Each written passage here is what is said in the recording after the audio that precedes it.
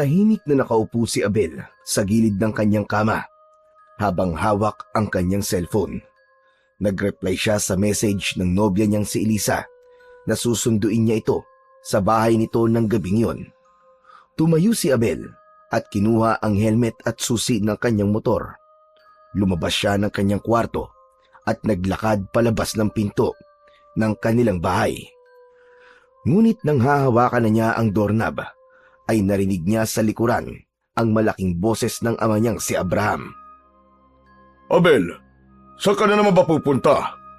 Abay gabing-gabi na. Hindi nagsalita si Abel. Nanatili siyang nakatalikod sa kanyang ama. Abel, ano ba?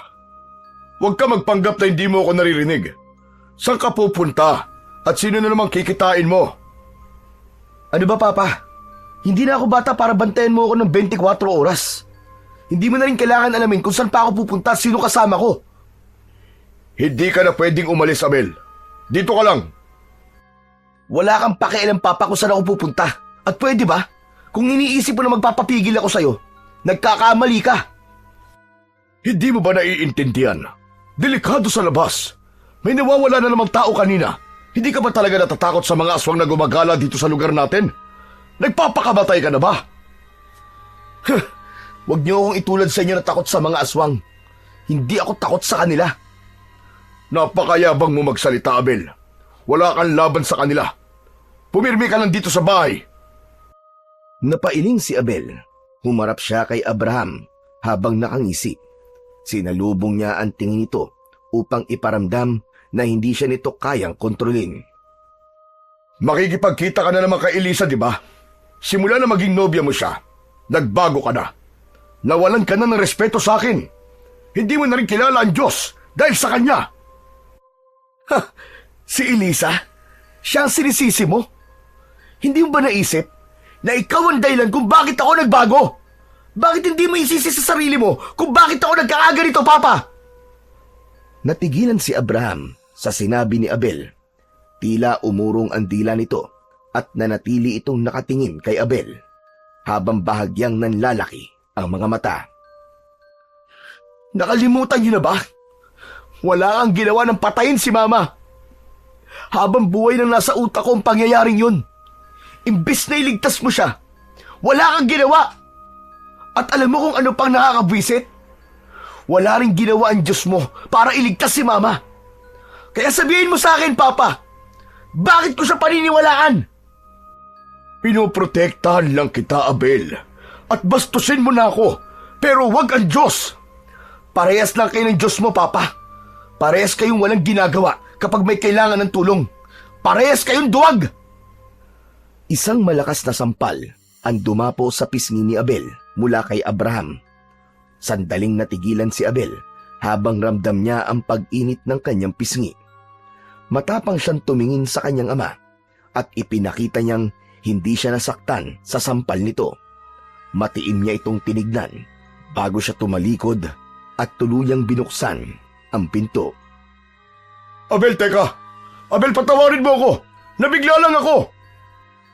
Hindi pinakinggan ni Abel si Abraham. Dumiretso siya sa garahe at sumakay na sa kanyang motor. Matapos na magsuot ng helmet, ay pinaandar niya yon palabas ng kanilang bakuran. Tumiim ang bagang niya at naisip niya na kailanman ay hindi na siya babalik sa dati. Malakas ang ugong ng motor ni Abel habang binabagtas ang madilim na kalsada patungo sa bahay ni Elisa. Wala siyang pakialam kung sobrang bilis na ng takbo niya. Ang tanging nasa isip niya ng sandaling yon ay ang makalayo sa bahay nila. Si Abel ay 27 taong gulang. Matangkad siya at may matipunong pangangatawan. Ngunit ang kalooban niya ay puno ng sugat na kailanman ay hindi na maghihilom. Hindi siya dating swail. Noong bata pa siya ay isa siyang masunuring anak. Madalas siyang sumasama sa ama sa simbahan, nakikinig sa mga sermon at lumuluhod sa harap ng altar upang manalangin. Ngunit nagbago ang lahat ng yon isang gabi, 3 taon na ang nakalilipas. Sumalakay ang mga aswang sa bahay nila pinamumunuan ni Gaspar. Ilang taon na ring dahilan ng takot ng mga tao sa lugar nila, sina Gaspar. Nasaksihan ni Abel kung paano pinunit ng mga aswang ang laman ng kanyang ina at kung paano ito sumigaw sa sakit habang nilalapa ito ng mga aswang. Inasahan ni Abel noon na ililigtas ng tatay niya ang kanyang ina, pero hinila lang siya nito palayo. Hindi man lang nito sinubukang labanan ang mga aswang. Hindi man lang nito kinuha ang itak sa kusina o sinubukang iligtas ang nanay niya. Ang tanging ginawa lamang ng tatay niyang si Abraham ay ang pagtakbo palayo habang hawak si Abel na umiiyak, nagpupumiglas at humihingi ng saklolo. Doon na nga nagsimulang mamatay ang pananampalataya sa Diyos ni Abel at ang pagmamahal niya sa kanyang ama. Simula noon, wala ng Diyos para kay Abel, wala ng pananalig, at wala na siyang paniniwala sa kapangyarihan ng dasal. At higit sa lahat, wala na rin siyang respeto sa kanyang ama. At nang dumating sa buhay niya si Elisa, nagkaroon siyang muli ng dahilan para mabuhay. Si Elisa ang nagbigay sa kanya ng liwanag sa gitna ng kadilimang nakabalot sa kanyang pagkatao. Sa tuwing kasama niya si Elisa, ay magaan ang pakiramdam niya dahil naiintindihan siya nito at nakikinig ito sa lahat ng hinaing niya sa buhay. Kaya kahit gaano pa katindi ang pagtutol ng ama ni Abel sa kanilang relasyon, ay hindi niya ito pinakikinggan. Para kasing hindi niya ito iniinda. Kay Abraham, si Elisa ang dahilan kung bakit siya nagbago, kung bakit siya naging suil, at kung bakit siya lumayo sa Panginoon. Pero wala itong alam dahil si Elisa na lang ang dahilan kung bakit gusto pa niyang mabuhay. Piniga pa ng gusto ni Abel ang throttle ng kanyang motor at pinatakbo yon ng mas mabilis. Malapit na siya sa bahay ni Elisa. Kailangan niyang makita ito. Nais niya itong mayakap at madama ang init ng labi nito. Dahil sa mundo niyang puno ng kadiliman, ay si Elisa na lang ang tanging liwanag niya. Nang malapit na si Abel sa bahay ni na Elisa, ay nakita niya agad ang kanyang kasintahan na nakatayo sa harap ng bahay nito na parang kanina pa siya hinihintay. Nakasuot ito ng simpleng puting bestida. Huminto si Abel sa harapan ni Elisa at inabot niya rito ang isang helmet. Agad naman niyong kinuha ni Elisa at isinuot. Alam na nito ang gagawin. Sumakay ito sa likuran ni Abel at mahigpit na yumakap mula sa likod niya. Sa sandaling yon ay nawala ang bigat sa dibdib ni Abel. Ang away nila ng kanyang ama at ang galit niya rito ay natabunan ng presensya ni Elisa. Pinaandar niya ang motor at mabilis nilang tinahak ang kalsada palayo sa kanilang baryo. Dumaan sila sa isang makitid at masukal na daan kung saan tanging ang ilaw ng kanyang motor ang nagsisilbing gabay nila sa dilim. Ilang sandali pa, huminto sila sa gilid ng isang kakahuyan.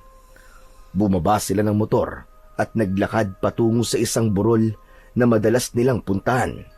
Inakyat nila yon at nang marating nila ang tuktok ay naupo sila sa damuhan. Mula roon, tanaw na tanaw nila ang buong baryo at ang kalangitan na puno ng mga bituin. Tahimik na pinanood ni Abel si Elisa habang nakatingala ito sa kalangitan. Sa ilalim ng liwanag ng buwan ay lalong lumutang ang kagandahan nito. Makinis ang kutis ni Elisa at meron itong mahabang buhok na bahagyang sinasayaw ng hangin. Tumingin si Elisa kay Abel at matamis itong ngumiti. Baka naman matunaw ako sa titig mo, Abel. Hindi lang kasi ako makapaniwala na girlfriend ko ang napakagandang kagaya mo. Sus, nambola ka pa talaga. Hindi ako nambobola, totoo yun. Pero mabuti't pinayagan kang lumabas ng nanay at tatay mo, no? Ano ka ba? Sino ba nagsabi sa'yo na pinayagan ako? Tumakas lang kaya ako. Alam mo naman, na kapag sinabi mong gusto mo makipagkita, Gagawa't gagawa talaga ako ng paraan para makipagkita sa'yo. Napangiti si Abel. Alam niyang malapit sa pamilya si Elisa, pero sa kanya ay handa nitong suwayin ang mga magulang nito kahit paminsan-minsan. Matigas din pala ang ulo mo, no? Aba, kung matigas ang ulo ko, paano ka na lang? Natawa si Abel pero agad siyang sumiryoso nang maalala ang nangyari kanina.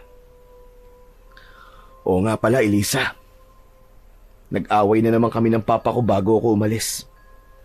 Ayaw niya kasi akong umalis ngayon eh. Ang bigat sa loob. Parang hindi na talaga kami magkakaayos. Alam mo, Abel, kahit anong sama ng loob mo sa tatay mo pa rin siya. Hindi habang buhay, nakasama natin ang mga magulang natin. Darating ang araw, baka pagsisihan mo na hindi mo siya pinatawad. Sinubukan ko, Elisa. Sinubukan ko. Pero hindi ko talaga kaya. Kahit anong pilit ko, hindi ko siya mapatawad. Alam mo naman kung bakit, di ba? Naiintindihan kita, Abel. Teka, huwag na nga natin itong pag-usapan. Mababad trip lang ako eh. Pero ikaw ang nagbukas ng topic, tapos ayaw mong pag-usapan. Napakamot na lang si Abel sa likod ng kanyang ulo, saka natatawang umiling. Sige na nga, palitan na lang natin ang usapan. May tanong ako sa'yo, Elisa. Ano palang gusto mo mangyari sa ating dalawa pagdating ng panahon? Simple lang naman. Magpapakasal tayo. Titira tayo sa malayo, sa isang lugar na tahimik kung saan walang problema. Tapos magtatayo tayo ng maliit na negosyo. Tapos, magkakaroon tayo ng maraming anak. ayos ah. Marami talaga. Magandang ideya yan, pero pwede bang maghinay-hinay muna tayo sa dami ng anak? Ang gusto ko kasi, mag-enjoy muna tayo na tayong dalawa lang. Sa bagay, may point ka naman. E di, wag na muna tayo mag-anak. Huminga ng malalim si Abel at tumingala siya sa kalangitan. Isang mahabang katahimikan ang namayani sa kanilang dalawa habang tumatakbo sa isip niya ang magiging buhay nila ni Elisa sa hinaharap. Nang muling tumingin si Abel kay Elisa, ay napakunot ang noo niya dahil panay ang linga nito sa paligid na parang meron itong hinahanap. Oh, bakit naman panay ang linga mo sa paligid, Elisa? May problema ba? Sinisiguro ko lang na walang aswang sa paligid. Alam mo naman ang nangyayari sa baryo natin, di ba? Ang dami nang nawawala at natatagpo ang patay dahil sa mga aswang. Sus, malayo naman tayo sa baryo eh. Sa tingin ko, ligtas tayo rito. Saka, huwag kang mag-alala kasi may dala ko na magtatanggol sa atin. Mula sa gilid ng pantalon ay inilabas ni Abel ang isang baril. Nanlaki ang mga mata ni Elisa sa gulat. Abel, bakit may dala kang baril? Kailangan natin to, Elisa. Hindi natin alam kung anong pwedeng mangyari. Mabuti na maging handa, di ba? Pero, saan mo ba yan nakuha? Hindi ko alam na may baril ka pala. Kay Papa, itinakas ko lang to. Abel, kapag nalaman ng tatay mo na kinuha mo yan, siguradong magagalit siya sa'yo. Napangisi si Abel dahil wala siyang pakialam kahit magalit pa sa kanya ang tatay niya. Sa dami ng baril ni Papa, sigurado kong hindi niya mapapansin na nagkulang yun. May isang kwarto sa bahay namin na punong-puno ng baril. Mga koleksyon ni Papa. Pero alam mo ba, Elisa? Sa dinami-dami ng baril ni Papa, kahit isa sa mga baril na yon ay wala man lang siyang nagamit para iligtas si Mama nun sa mga aswang. Tahimik na tumitig si Elisa sa kanya at hinawakan nito ang isa niyang kamay at marahan nito yung pinisil. Abel, naiintindihan ko ang nararamdaman mo. Pero sana, isang araw, mahanap mo sa puso mong pagpapatawad. Hindi sumagot si Abel. Tumingin lamang siya sa malayo. Nang sandaling yun, sigurado siya na hindi pa niya kayang patawarin ang kanyang ama. Maya-maya pa, ay umusog si Abel palapit kay Elisa. Malamig ang hangin, ngunit ramdam na ramdam ni Abel ang init ng katawan ni Elisa nang dumikit siya rito. Dahan-dahan niyang inilapit ang kanyang mukha sa dalaga habang nakatitig siya sa malambot nitong labi. Ngunit bago niya maidikit ang labi niya sa labi ni Elisa, bigla itong lumingon sa paligid. Abel, ano ba? Baka may makakita sa atin dito. Sino bang makakakita sa atin dito? Ang mga alitaptap? Mga ibon? O baka naman natatakot kang may paniki na nakatingin sa atin? Natawa si Elisa sa sinabi ni Abel. Sa gitna ng pagtawa nito, hindi na nagdalawang isip si Abel.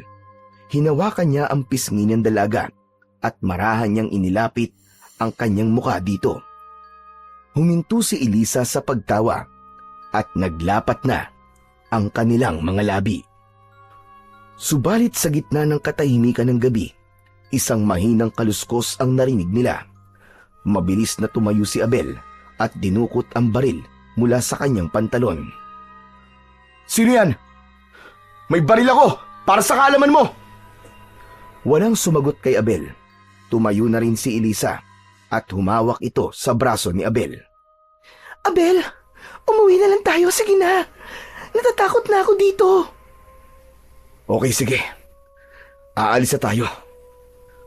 Ramdam ni Abel ang panginginig ng kamay ng dalaga. Muli niyang iginala ang tingin sa paligid upang makasiguro na walang ibang tao o kung anong nilalang ang naroon. Ngunit wala siyang nakitang kahit na anong kakaiba. Nagbugtong hininga si Abel, saka ibinalik ang baril sa kanyang pantalon. Mabilis nilang tinahak ang daan pababa sa burol habang hawak niya ang kamay ni Elisa. Tahimik silang naglakad habang kapwa sila alerto sa kanilang paligid. Nang marating nila ang kinaroroonan ng motor, ay agad silang sumakay at pinaandar na yun ni Abel palayo sa lugar na yon. Nang makalayo sina Abel sa lugar kung saan sila nagtungo ni Elisa, ay bahagya niyang binawasan ang bilis ng takbo ng kanyang motor. Nais pa niyang makasama ng mas matagal ang kanyang nobya, pero kahit na anong bagal ng pagpapatakbo ang gawin niya, ay hindi niya namalayan na nasa harapan na sila ng bahay ni Elisa. Bumaba si Elisa ng motor. Hinubad nito ang helmet, sabay abot kay Abel. Dito na lang ako hanggang sa labas, mahal ha. Baka makita pa ako ng mga magulang mo eh. Paniguradong magagalit ang mga yon kapag nakita ko. Mag-iingat ka sa pag-uwi mo, Abel, ha? Dahan-dahan ka sa pagmamaneho. Good night, Abel. Saglit na tumitig si Abel sa dalaga. Gusto niya pa sanang makasama ito ng mas matagal, pero alam niyang hindi pwede.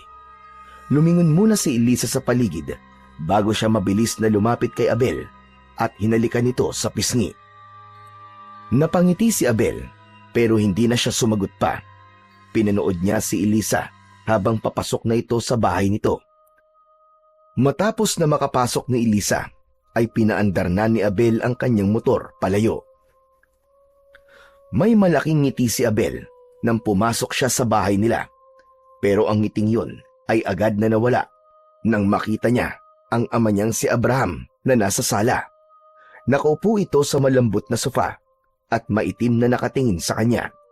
Pinili ni Abel na wag na lang itong pansinin at dumiretso sa kanyang kwarto, pero bago pa siya makalagpas, nagsalita ang kanyang ama. Abel, kailangan natin mag-usap.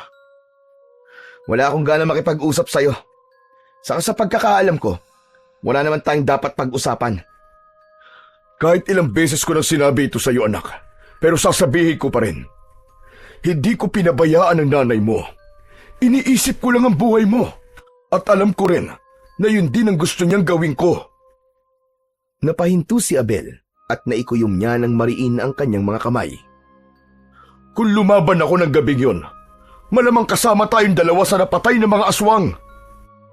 Sana nga kasama na lang ako sa pinatay ng mga aswang. Mas gugustuhin ko pang namatay na lang ako kaysa habang buhay kong dalhin tong sakit sa puso ko kasi wala na si Mama. Hindi na hinintay ni Abel ang sagot ni Abraham. Mabilis siyang naglakad papunta sa kanyang kwarto at malakas na isinara ang pinto na yumanig sa katahimikan ng kanilang bahay. Kinabukasan ng umaga, tahimik na nag-almusal sina Abel at Abraham sa mahabang kahoy na mesa sa kanilang bahay. Normal na sa kanilang dalawa na hindi nag-uusap kapag kumakain. May kalumaan na ang bahay nila pero halatang marangya sa laki at sa mamahaling kagamitan.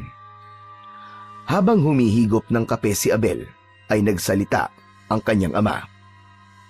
Abel, may natagpo ang patay kanina madaling araw malapit sa gubat. Nakakaawa kasi buntis ang pinatay ngayon ng mga aswang. Wakwak ang tiyan at wala nang sanggol sa loob ng kanyang tiyan. Wala talagang awa ang mga aswang na yon. Wala na silang pinipiling biktimahin. Nagkunwari si Abel na hindi niya narinig ang sinabi ni Abraham. Alam niya na gumagawa lang ito ng paraan para magkausap silang dalawa. Kaya ayokong lumalabas-labas ka ng gabi, Abel. Ayoko may mangyaring masama sa'yo. Huwag mo sana masamain ang pagbabawal kong yun sa'yo dahil wala akong ibang gusto kundi ang protektahan ka, anak. Kaya kong ipagtanggol ang sarili ko. Hindi na ako bata. Kung taong makakaharap mo, baka may laban ka pa. Pero kung mga alagad ni Gaspar, ay ibang usapan na yun, anak. Alam mo kung gaano kasama si Gaspar. Hindi titigil si Gaspar hanggang hindi nauubos sa mga tao rito. At alam mo kung bakit. Muling nagbalik sa alaala ni Abel ang mga kwento nung bata pa siya. Matagal nang may alitan ang baryo nila at si Gaspar. Nung una, palihim lang kung umatake ang mga aswang. Pero isang gabi, natuntun ng mga taga-baryo ang asawa ni Gaspar na isa ring aswang. Pinatay ito ng mga tao at sinunog pa ang katawan. Simula noon, isinumpa ni Gaspar na maghahasik siya ng takot at kamatayan sa lugar na yon. Kung pwede nga lang sana tayong umalis dito ay matagal ko nang ginawa. Pero hindi pwede. Kasi nandito ang ating kabuhayan, anak. Hindi pwedeng wala tayo rito. Dahil baka kung ano mangyari sa negosyo natin. Ang tinutukoy ni Abraham na kabuhayan nila ay ang malawak na taniman nila ng nyog. Hindi sumagot si Abel. Totoo naman ang sinabi ng kanyang ama. Isa sila sa pinakamaykaya sa kanilang lugar. Kung aalis sila, ay marami silang bagay na may iwan sa lugar na yon. Pero sa kabila ng lahat ng pag-atake ng mga aswang sa lugar nila, ay hindi pa rin nararamdaman ni Abel ang takot. Sigurado kasi siya na kung sakaling may aswang siyang makakaharap, ay kayang-kaya niyang lumaban at hindi siya gagaya sa tatay niya na tumakas noon nang inatake ng mga aswang ang kanilang bahay. Ilang minuto na lang at hating gabi na, pero gising pa rin si Abel. Nakahiga siya sa kanyang kama habang nakatingin sa kisame at iniisip ang nangyayari sa baryo nila. Sunod-sunod ang mga pag-atake ng mga aswang, lalo na sa mga taong hindi maingat na lumalabas sa gabi. Pero hindi natatakot si Abel sa mga ganong pangyayari. Alam niyang hindi basta-basta mapapasok ng mga aswang ang bahay nila. Matapos ang nangyari noon na pinasok sila ng mga aswang, ay nagpatayo si Abraham ng mas matibay na bahay. Mula sa simpleng kahoy na tahanan, naging isang konkretong bahay yon na may matataas na pader at matitibay na bakal sa bawat bintana. Napaigtad si Abel nang biglang tumunog ang kanyang cellphone na nasa tabi niya. Kinuha niya yon at nang makita niya ang pangalan ni Elisa sa screen, ay agad niya yung sinagot. Elisa? Elisa, napatawag ka. Bakit gising ka pa? Ikaw nga, gising ka pa rin yata eh. Alam mo ba kung anong meron bukas? Bukas? Wala naman ako naaalala ng espesyal na araw bukas May okasyon ba? Grabe ka naman. Nakalimutan mo na. Nakakapagtampo ka naman, Abel. Nagbibiro lang ako. Paano ko naman makakalimutan na bukas na ang 3rd anniversary natin? Buti at alam mo, akala ko talaga nakalimutan mo na eh. Saan mo gustong pumunta bukas? O baka may gusto kang gawin? May lakad kami ng family ko bukas. Simula umaga hanggang hapon. Hindi ako pwedeng umalis. Eh di sa gabi na lang. Pwede ka ba? Oo, gabi na lang tayo magkita para makapag-celebrate tayo ng anniversary natin kahit papano. Sige, walang problema doon. Doon na lang ulit tayo sa burol. Alam mo na, espesyal ang lugar na yun para sa atin, di ba? O sige, Abel. 10:00 mo na lang ako sunduin para siguradong tulog na ang lahat ng kasama ko rito sa bahay. Okay. Excited na akong makita ka bukas, Elisa. Ako rin, Abel. Sige na, matulog ka na. Bye, Abel. Pagkatapos ng tawag, ay napangiti si Abel. Hindi niya namalayan na 3 taon na pala silang magkasintahan ni Elisa. Pakiramdam niya ay parang kahapon lang nang una silang magkita. Kinaumagahan ay maagang nagising si Abel at mabilis na naghanda upang umalis. Bihira siyang gumising ng ganung kaaga, pero dahil espesyal lang araw na yon para sa kanila ni Elisa, ay gumising siya ng maaga. Gusto niyang sorpresahin si Elisa at naisip niya na ipagluto ito ng paborito nitong pagkain na kare-kare. Hindi siya marunong magluto, pero ilang linggo na niyang pinag-aralan kung paano magluto ng kare-kare. Sinanay niya ang sarili sa panonood ng mga video sa internet. Nagtungo si Abel sa bayan at pumunta siya sa palengke. Bumili siya ng mga kailangan sangkap sa lulutuin niya. Inisa-isa niya ang mga nasa listahan upang siguraduhin na wala siyang makakalimutan. Matapos yun, ay bumili siya ng 1 bungkus ng puting rosas na siyang paboritong bulaklak ni Elisa. Umuwi siya at agad na nagsimulang magluto. Sa kusina, abala si Abel sa paghihiwa ng mga rekado at pagpapakulo ng sos. Inisip niya na mas mabuting lutuin niya na yon ng maaga at initin na lang mamaya upang hindi siya magahol sa oras. Habang inaayos niya ang timpla ng sos ng kare-kare, ay biglang dumating ang ama niyang si Abraham. Napahinto ito sa pinto ng kusina at napakunot ang noo habang nakatingin kay Abel. Aba, himala yata. Hindi ako sanay na nakikita ka nagluluto. Hindi sumagot si Abel at nagpatuloy lamang siya sa kanyang ginagawa. Lumapit naman si Abraham at sinilip ang niluluto niya. Para kay Elisa ba yan? Hindi ba paborito niya ang kare-kare? Paano niyo naman po nalaman na paborito niya to? Narinig ko minsan nakausap mo siya sa cellphone. Sinabi mo noon na paborito niya to. Kumuha si Abraham ng kutsara at takmang kukuha sa sos na niluluto ni Abel. Agad niya tong pinigilan. Anong gagawin mo? Titikman ko kung okay ang lasa. Hindi na ito napigilan pa ni Abel. Tinikman yun ni Abraham at napansin niya na bahagyang napasimangot ito. Oh, bakit ganyan ang reaksyon mo? Medyo maalat, Abel. Dagdagan mo ng konting tubig. Napakunot noo si Abel, pero sinunod niya ang payo ng kanyang ama. Nang siya mismo ang tumikim, ay napagtanto niya na tama nga ang kanyang ama. Napabuntong hininga siya at nagdagdag ng konting tubig. Saglit na katahimikan ang namayani bago muling nagsalita si Abraham. Pasensya ka na, Abel, ha? Kung palagi kong sinisisi si Elisa sa pagbabago mo. Alam kong mabuting babae si Elisa. Siguro, hindi ko lang na matanggap na ako talaga ang dahilan ng mga pagbabagong nakikita ko sa'yo. Pero anak, kung mahal mo talaga siya, ay hindi na ako tututol sa relasyon yung dalawa. Hindi ipinakita ni Abel, pero may bahagyang kasiyahan siyang naramdaman sa mga sinabi ng kanyang ama. Ipinagpatuloy niya lang ang pagluluto habang pinipilit na panatilihin ang seryosong ekspresyon sa mukha nito. Lumapit si Abraham at tinapik si Abel sa balikat at saka lumabas ng kusina. Tahimik na napangiti si Abel habang patuloy sa pagluluto ng kare-kare. Kahit galit siya sa tatay niya, ay malaking bagay para sa kanya na tanggap na nito ang babaeng kanyang iniibig. Pagsapit ng gabi, ilang minuto bago sumapit ang 10:00 ng gabi, ay sinimulan na ni Abel na ayusin ang mga dadalhin niya para sa date nila ni Elisa.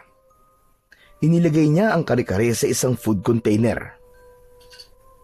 Naglagay din siya ng kanin sa isa pang lalagyan.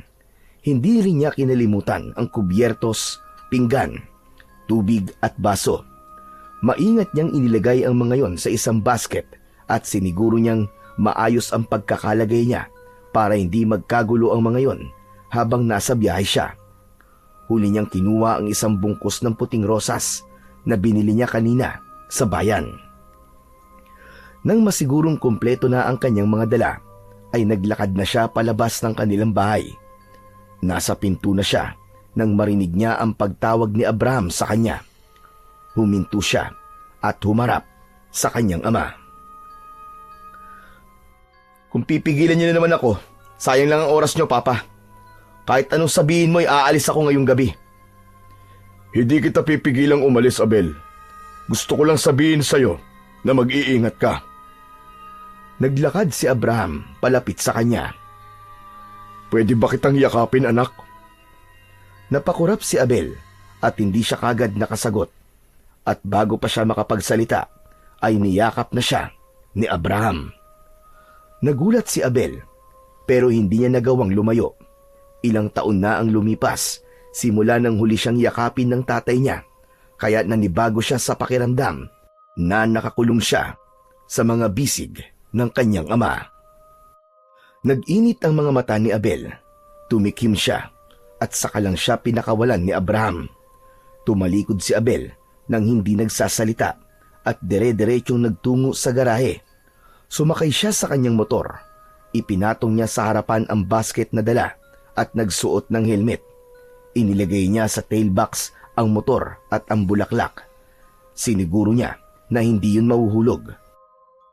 Matapos yun, ay pinaandar na niya ang motor at tuluyang nilisan ang bahay nila habang may bigat sa dibdib niya na hindi niya maipaliwanag kung saan nanggagaling.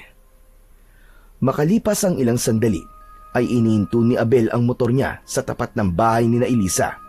Naroon na ang dalaga at matyagang naghihintay sa kanya. Isang matamis na ngiti ang lumitaw sa mukha ni Elisa nang mapansin ang mga puting rosas na nasa likuran ng motor. May pabula-bulaklak ka pa, ha? Hindi ka na dapat nagkabala pa. Ano ka ba? Anniversary natin eh. Hindi abala to para sa akin. Pero surprise dapat to, di ba? Oo nga eh. Kaso, mahirap itago sa motor yung bulaklak eh. Ang plano ko sana, sa burol ko yan ibibigay sa'yo. Eh di mamaya mo na lang ibigay sa burol. Magkukunwari na lang ako na masosorpresa. Napangiti si Abel, pero hindi na siya sumagot. Sinipat niya ang paligid at siniguro niyang walang sino mang nakatingin sa kanila mula sa loob ng bahay ni na Elisa. Ang mabuti pa umalis na tayo. Baka makita pa tayo ng nanay at tatay mo eh. Mapurnada pa tong date natin. Mabuti pa nga. Tara na. Inabot ni Abel kay Elisa ang helmet nito. Kinuha naman yun ng dalaga at agad na sinuot bago sumampa sa likuran ng motor. Nang maayos na ang pagkakaupo ni Elisa, ay pinaandar na kagad ni Abel ang kanyang motor. Hindi nagtagal, ay narating na ni na Abel at Elisa ang tuktok ng burol. Naglakad sila papunta sa isang bahagi ng damuhan kung saan sila madalas tumatambay. Pagkaupo nila, agad na inilabas ni Abel ang dala niyang pagkain mula sa basket. 2 food container, 1 termos ng tubig, 2 baso at ilang kubyertos. Nang buksan niya ang lalagyan ng kare-kare, ay ipinakita niya yon kay Elisa. Wow! Kare-kare! Alam mo talaga ang paborito ko, Abel. Siyempre naman. Pero teka, hindi ka marunong magluto, di ba? Binili mo ba to o ipinaluto mo? Ano ka ba? Ako mismo nagluto niyan, no? Pinag-aralan ko talaga magluto ng kare-kare kasi alam kong paborito mo yan eh. Talaga? Ang sweet mo naman. Siyempre, gusto ko kasi maging espesyal ang gabing ito para sa ating dalawa, Elisa. Kaya nag-e-effort talaga ako. Hindi na nagsalita pa si Elisa. Sa halip, kinuha nito ang kutsara at tinikman ang kare-kare. Napapikit ito habang ngumunguya saka tumingin kay Abel.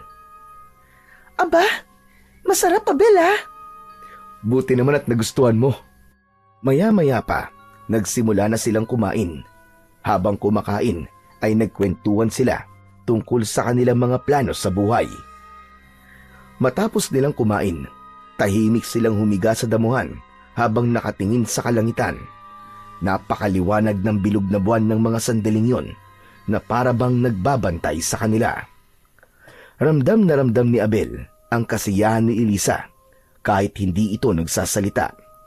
Alam niya na sapat na sa nobya niya na magkasama sila at hindi nito kailangan ng mamahaling bagay o regalo. Pero gusto rin naman ni Abel na mabigyan ng regalo si Elisa na hindi nito makakalimutan. Makalipas ang ilang sandali ay marahang bumangon si Abel at tumingin siya kay Elisa. Elisa, tumayo ka na muna dyan. May gagawin tayo. Ha? Anong gagawin natin, Abel? Baka kung ano na yan ha? Huwag dito. Pambihira ka naman, ang dumi naman ng isip mo. Sige na, tumayo ka na. Inilahad ni Abel ang dalawa niyang kamay at agad naman yung inabot ni Elisa.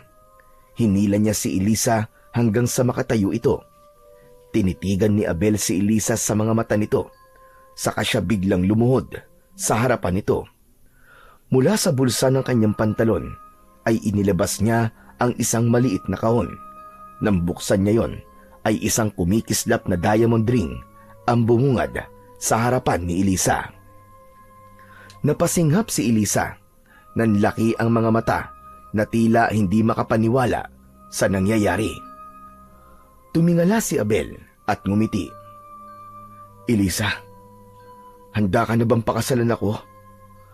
Nanatiling nakatulala si Elisa at hindi ito nakapagsalita kagad. Tumulo ang luha ng dalaga sa kamarahang tumango. Oo, Abel. Oo. Gusto ko magpakasal sa'yo. Napasuntok sa hangin sa labis na kasiyahan ang binata. Maingat niyang kinuha ang singsing mula sa kahon at sinuot yun sa daliri ni Elisa. Pagkatayo ni Abel ay agad siyang niyakap ni Elisa ng mahigpit na para bang ayaw na siya nitong pakawalan. Gumanti naman ng yakap si Abel. Pumikit siya at gumanti sa mahigpit na yakap ng kanyang nobya. Habang magkayakap ang dalawa, ay nakarinig sila ng yabag sa kung saan. Lumingon sila sa pinagmumula ng tunog at nagulat sila nang makita ang isang grupo ng kalalakihan na nakatayo ilang metro lamang ang layo sa kanila. Agad na inilagay ni Abel si Elisa sa kanyang likuran. Nanlamig ang buong katawan ni Abel nang makita kung sino ang nasa unahan ng mga lalaki. Walang iba kundi si Gaspar, ang pinuno ng mga aswang sa kanilang baryo. Nakangisi ito at may mapanuksong ekspresyon sa muka. Napakaganda naman ng eksenang naabutan namin. Sige lang, huwag kayong mahiya. Ituloy niyo lang ang inyong ginagawa. Umalis na kayo! Nananahimik kami rito! Kanina pa kami naglalakad sa baryo. Tila lahat ng tao ay nag-iingat na sa amin. Kaya naisipan namin magtungo rito. Hindi naman namin inaasahan na dito pala kami makakahanap ng pagkain namin ngayong gabi. Aba, maganda yata ang dalagang kasama mo. Nobya mo ba siya? Huwag mo siyang gagalawin! Kung ayaw niyo masaktan, umalis na kayo rito! Mabilis na hinugot ni Abel ang baril mula sa gilid ng kanyang pantalon at itinutok yon kay Gaspar. Ngunit sa halip na matakot, tumawa lang si Gaspar at sa isang iglap, nag-anyong aswang na sina Gaspar at ang lahat ng mga lalaking kasama nito. Tila may isang kumpul na mga halimaw sa kanilang harapan. Bakas sa mukha ng mga aswang ang labis na gutom at pagkauhaw sa sariwang dugo. Bagamat nakakatakot, ay hindi nagpatinag si Abel. Mahigpit niyang hinawakan ang kamay ni Elisa at hinatak niya ito sa kabilang bahagi ng burol. Elisa! Takbo! Walang pag-aalinlangan na sumunod si Elisa kay Abel. Narinig nila ang nakakakilabot na pag-angil ng mga aswang na nakasunod sa kanila. Lumingon saglit si Abel. Itinutok niya ang baril sa mga aswang at nagpaputok siya ng sunod-sunod. 2 aswang ang bumagsak sa lupa, pero alam ni Abel na sa dami ng mga aswang na humahabol sa kanila ay kulang ang bala na meron ang kanyang baril. Patuloy sa pagtakbo sina Abel at Elisa. Walang ibang nasa isip si Abel kundi ang mailigtas si Elisa. Ngunit napahinto sila sa pagtakbo nang sumulpot sa unahan nila ang napakaraming aswang. Mabilis silang napalibutan ng mga aswang at alam ni Abel na sa sandaling yun ay wala na silang ligtas. Napayakap si Elisa kay Isabel. Nanginginig sa takot ang dalaga habang umiiyak. Abel, ayoko pang mamatay. Hindi ka mamamatay, Elisa. Hindi tayo mamamatay. Pinapangako ko yan sa'yo. Niyakap ni Abel si Elisa. Ipinaramdam niya rito na handa siyang protektahan ito kahit sariling buhay pa niya ang maging kapalit. Maigpit niyang hinawakan ng baril at walang pag-aalinlangang nagpaputok sa mga aswang. Patuloy siya sa pagkalabit sa gatilyo hanggang sa tuluyan na yung naubusan ng bala. Narinig nila ang mabagal na pagtawa ni Gaspar. Lumabas ito mula sa kumpul ng mga aswang habang may nakakalokong ngisi. Wala na kayong takas sa amin ngayon at walang kahit na sino ang makaliligtas sa amin. Sumenya si Gaspar sa mga alagad nitong aswang at sabay-sabay na sumugod ang mga aswang kina Abel at Elisa. Mabilis silang hinawakan ng mga aswang sa magkabilaang braso at pilit silang pinaglayo. Abel! Abel, tulungan mo ako! Tulungan mo ako! Elisa! Pakawalan niyo siya! Kung gusto niyo, ako na lang ang patayin niyo! Hinawakan ng 2 aswang si Abel sa magkabilaang braso. Sa higpit ng pagkakahawak ng mga yon ay hindi niya magawang makawala kahit na anong pagpupumiglas pa ang kanyang gawin. Lumapit si Gaspar kay Elisa. Sinuklay nito ang buhok ng dalaga gamit ang matutulis nitong kuko. Idinikit pa ni Gaspar ang mukha nito sa leeg ni Elisa at sinimsim yun. Napakabango mo! Parang awa niyo na po. Huwag niyo po akong sasaktan. Maawa po kayo sa akin. Napapikit si Abel sa matinding galit at pagkasuklam. Hayop ka! Hayop ka, Gaspar! Pakawalan niyo siya! Papatayin ko kayong lahat! Lumingon si Gaspar sa kanya habang nakangisi. Hindi nagtagal ay bumalik ang tingin nito kay Elisa. Ihiga niyo ang babaeng yan! Anong gagawin niyo kay Elisa? Teka! Anong gagawin niyo sa kanya? Abel! Abel, tulungan mo ako! Abel! Nagpumiglas si Elisa nang hilahin ito ng mga aswang pabagsak sa lupa. Paulit-ulit itong nagmakaawa, ngunit tinatawanan lang ito ng mga aswang. Nang tuluyang maihiga ng mga aswang si Elisa, ay lumuhod si Gaspar sa tabi ni Elisa at sinira nito ang damit ng dalaga gamit ang mga kuko nito. At sa mismong harapan ni Abel ay pinagsamantalahan ng pinuno ng mga aswang ang kanyang nobya. Halos mabaliw si Abel ng sandaling yun. Nanginginig ang buo niyang katawan habang patuloy siyang nagpupumiglas mula sa pagkakahawak ng mga aswang. Halos mawalan siya ng boses sa kakasigaw, ngunit wala siyang nagawa. Gusto niyang isipin na panaginip lang ang lahat, pero alam niya sa sarili na yun ang realidad. Ang mga kuko ng mga aswang na nakahawak sa kanya ay mas lalong lumalim sa kanyang laman, habang pinipigilan siyang makalapit kay Elisa. Napuno ng halakhak ni Gaspar ang paligid nang matapos ito sa kahalayang ginawa kay Elisa. Ngunit ang sumunod na nangyari ang tuluyang dumurog sa pagkatao ni Abel. Biglang sinakmal ni Gaspar ang leeg ni Elisa. Tumilamsik ang dugo ng nobya niya sa lupa. Kitang-kita niya ang paghihirap sa mukha ni Elisa. Ngunit hindi pa rin natapos ang lahat. Winakwak ni Gaspar ang dibdib ni Elisa at kinuha nito ang puso ng dalaga. Sarap na kinain ni Gaspar ang puso ni Elisa. Huminto ang mundo ni Abel. Nanghina ang kanyang katawan at wala na siyang nagawa kundi ang yumuko habang humahagulgol. Sa pag-angat ng kanyang muka ay nasaksiyan niya kung paano pagpiestahan ng iba pang aswang ang walang buhay na katawan ni Elisa. Naglakad si Gaspar papalapit kay Abel. Puno ng dugo ang bibig at ang mga kamay nito. Huminto si Gaspar sa harapan ni Abel at ngumisi. Hayop ka! Papatayin kita! Isinusumpa ko! Magbabayad ka! Maghihiganti ako! Sisiguraduhin kong pagsisisiyan yung lahat ng ginawa niyong ito kay Elisa! Lalong-lalo ka na, Gaspar! Ipaparamdam ko sa'yo ng triple! Ang sakit na pinaramdam mo kay Elisa! Papatayin mo ko? Paano mo gagawin yon kung mauuna ka nang mamatay?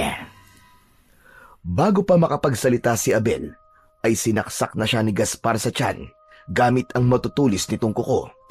Napasinghap si Abel nang maramdaman niya ang matinding kirot. Halos hindi siya makahinga. Matapos yun, ay sinakmal ni Gaspar ang kanyang leeg. Unti-unting nanlabo ang paningin ni Abel. Binitiwan na siya ng mga aswang at nang bumagsak siya sa lupa, ay nakita pa niya ang kalunos-lunos na itsura ng katawan ni Elisa bago siya tuluyang niyakap ng malamig na kamatayan. Sa muling pagbalik ng kamalayan ni Abel, ay naramdaman niyang nakahiga siya sa mainit na sahig. Ibinukas niya ang kanyang mga mata at pakiramdam niya ay galing siya sa isang bangungot. Napakadilim ng paligid at wala siyang nakikitang kahit na ano. Marahan siyang tumayo at ang unang pumasok sa isip niya ay si Elisa. Elisa! Elisa! Nasaan ka? Umalingaw-ngaw ang sigaw na yun ni Abel. Nagulat siya nang isa-isang sumindi ang mga sulo ng apoy sa paligid. Napasinghap si Abel nang makita niya na parang nasa isang silid siya na walang dingding. Ang kadiliman sa paligid ay tila walang katapusan. Nanlalamig ang kanyang buong katawan. Teka, anong lugar to? Nasaan ako? Nasaan ako? Hanggang sa naisipan ni Abel na tumakbo, naisip niya na baka kapag ginawa niya yon ay makakaalis siya sa lugar na yon. Mabilis na tumakbo si Abel kahit walang kasiguraduhan kung saan siya patungo. Pero makalipas lamang ang ilang sandali, ay napahinto siya dahil pakiramdam niya ay talagang walang daan palabas sa lugar na yon. Muling luminga sa paligid niya si Abel. Nasa impyerno na ba ako? Wala ka sa impyerno, Abel. Nagulat si Abel nang may marinig siyang malaki at malalim na boses. Sinundan yun ng mabibigat na yabag mula sa kanyang likuran. Mabilis siyang lumingon at muntik na siyang matumba sa nakita niya. Isang nilalang ang nakatayo ilang hakbang mula sa kanya. Napakalaki nito at halos doble ang taas sa kanya.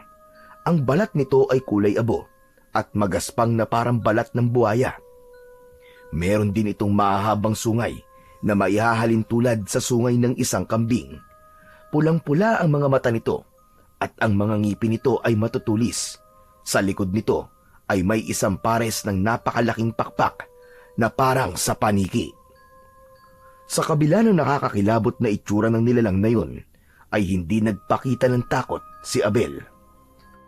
Isa ka ba sa mga alagad ni Gaspar? Nagkakamali ka. Hindi ako alagad ng aswang na pumatay sa iyo at sa iyong iniibig. Ang pangalan ko ay Gomorio. Isa akong demonyo at dito ako nakatira sa lugar na kinaroroonan mo ngayon. Napakunot ang noon ni Abel sa kanyang mga narinig. Kung ganun, patay na ako. Tama ka. Ngunit may paraan pa. para bumalik ka sa mundo ng mga buhay upang maisakatuparan mo ang huling sinabi mo bago ka mamatay. Ang paghihiganti ko kay Gaspar. Kaya mo ba akong buhayin ulit? Magagawa mo ba yun?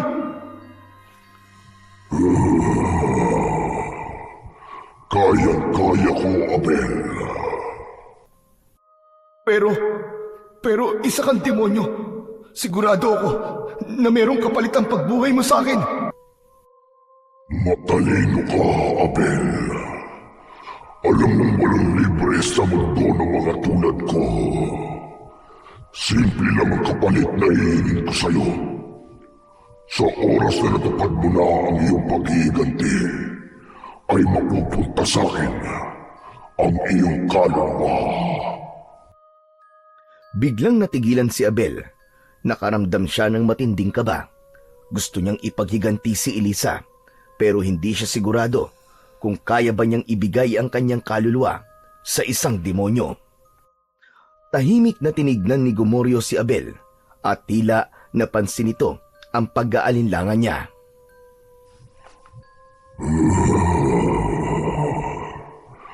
Alam kong mahirap ang desisyon ito para sa'yo. Kaya tutulungan kitang makapag-isip.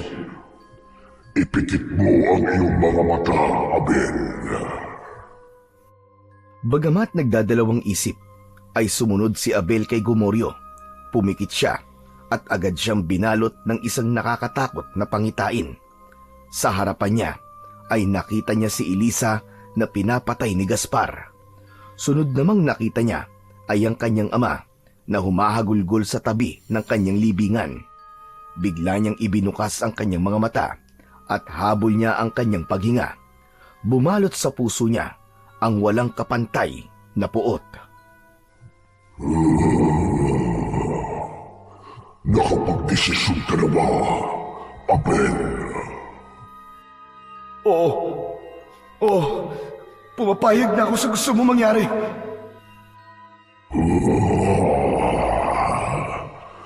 Magaling. Tama ang iyong desisyon.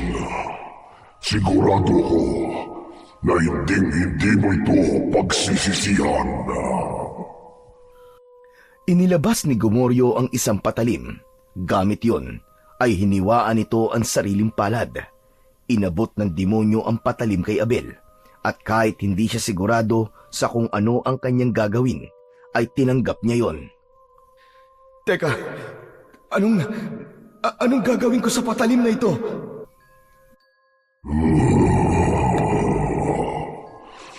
Gawin mo rin ang aking ginawa. Sugatan mo ang iyong palad. Wala nang pag-aalinlangan na hiniwaan din ni Abel ang kanyang palad. Matapos yun, ay hinawakan ni Gomorio ang palad niyang dumudugo gamit ang palad nito na sinugatan nito kanina. Pinagdikit nito ang kanilang mga sugat at dugo. Matapos ang ilang sandali, ay pinakawalan na ni Gomorio ang kamay ni Abel.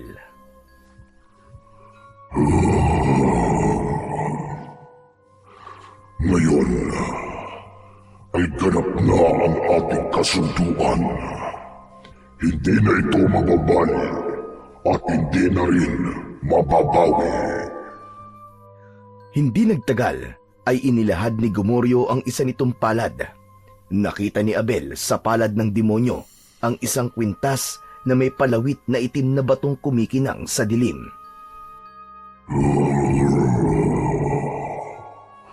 Hindi ka maaaring bumalik sa mundo ng mga buhay nang wala kang sandata. Inabot ni Gomorio ang kwintas kay Abel na agad naman niyang kinuha.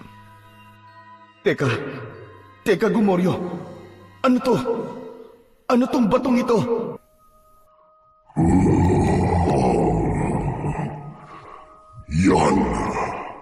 Yan ang mutya ng uwak. Kapag suot mo yan, ay magkakaroon ka ng pambihirang lakas at kapangyarihan. Masusugatan ka, Pero walang makapapatay sa'yo, Abel. Gamitin mo yan sa iyong paghihiganti.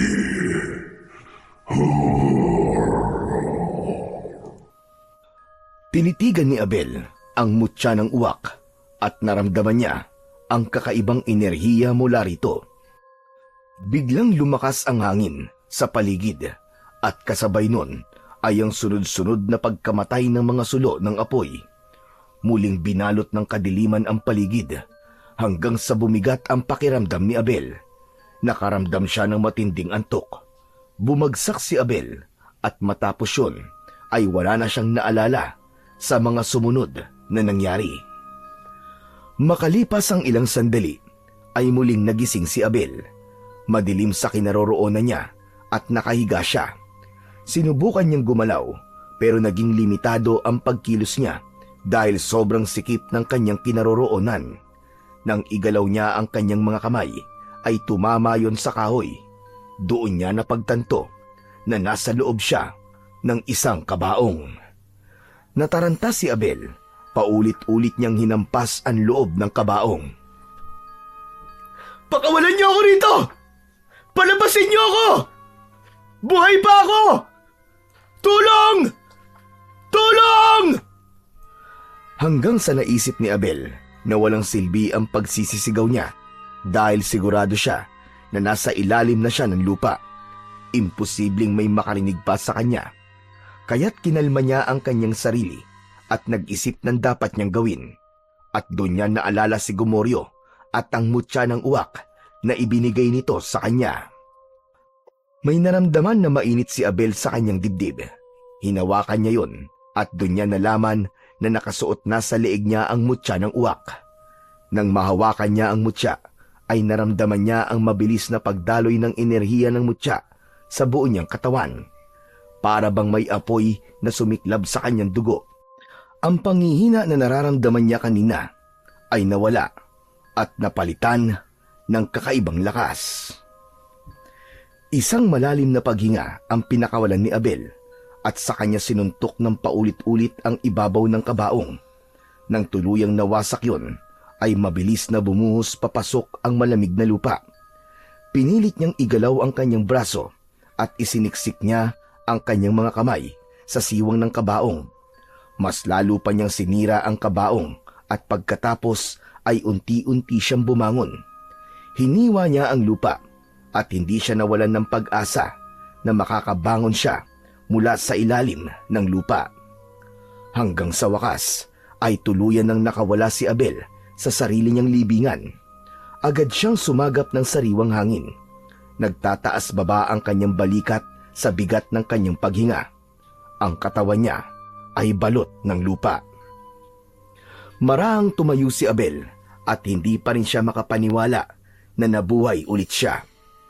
Hinawakan niya ang parte ng kanyang katawan na alam niyang nasugatan dahil kay Gaspar, pero kahit galos o gasgas ay wala siyang nakita o nakapa sa kanyang katawan. Muli niyang hinawakan ng mutya ng uwak sa kanyang leeg. Mainit ang enerhiyang dumadaloy mula rito. Gumagapang yun sa kanyang katawan at sumasabay sa bawat pintig ng kanyang puso. Napatiimbagang si Abel nang maalala niya ang ginawa ni Gaspar at ng mga alagad nito kay Elisa. Mabilis na bumalot ang galit sa kanyang buong pagkatao.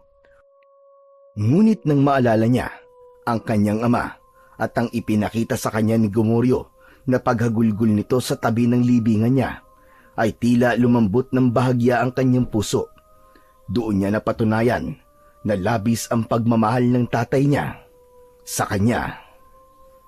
Hindi nagtagal ay nagsimula ng maglakad si Abel palabas ng sementeryo. Wala siyang ibang nais gawin ng sandaling yon, kundi ang makita at yakapin ang kanyang tatay habang sinasabi niya rito na buhay pa siya. Tahimik ang paligid nang makarating si Abel sa tapat ng bahay nila. Malamig mula sa kinatatayuan niya ay natanaw niya na bukas ang ilaw sa may sala, kaya alam niyang gising pa ang kanyang ama. Maingat siyang lumapit sa bintana at sumilip sa loob. Doon niya nakita si Abraham na mag-isang nakaupo sa sofa. Sa harapan nito ay may isang bote ng alak, pero mas pumukaw sa pansin ni Abel ay ang larawan niya na hawak nito. Walang patid ang luha ni Abraham habang nakatingin sa larawan ni Abel. Ramdam ni Abel ang bigat ng kalungkutan ng kanyang ama. Nang makita niya ang labis na kalungkutan ni Abraham, ay isang bagay ang napagtanto niya. Hindi niya maaaring ipaalam dito na bumangon siyang muli mula sa kamatayan dahil alam niyang pansamantala lamang ang buhay na ibinigay sa kanya ni Gomoryo. Kapag natapos na siya sa kanyang paghihiganti, ay mamamatay ulit siya dahil kukunin na ni Gomoryo ang kanyang kaluluwa. Marahang lumayo si Abel sa bintana habang pinipigilan ang sarili na pumasok sa loob ng kanilang bahay.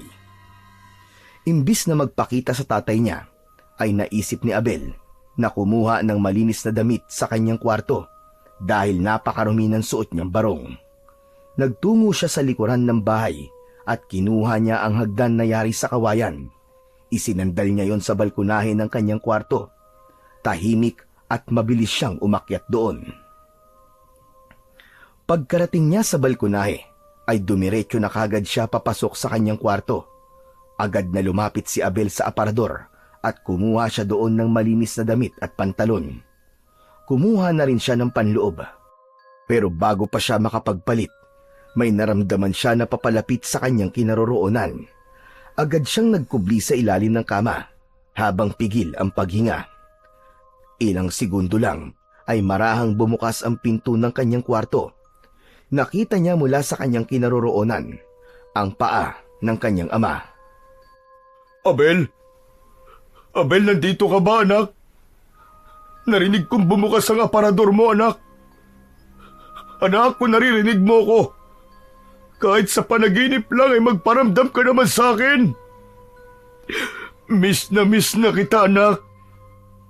Miss na kita. Unti-unting bumagsak ang luha mula sa mga mata ni Abel. Hindi niya kayang makita ang kanyang ama sa ganong kalagayan. Gustuhin man niyang magsalita o magpakita, ay hindi naman niya magawa. Makalipas ang ilang minuto, ay lumabas na si Abraham sa kwarto ni Abel. Nang marinig ni Abel ang pagsara ng pinto, ay saka lamang siya lumabas mula sa ilalim ng kama. Pinunasan niya ang luha sa kanyang muka gamit ang malinis na damit na hawak niya. Matapos yun, ay mabilis siyang umalis ng kanyang kwarto gamit ang hagdan na nakasandal sa balkonahe.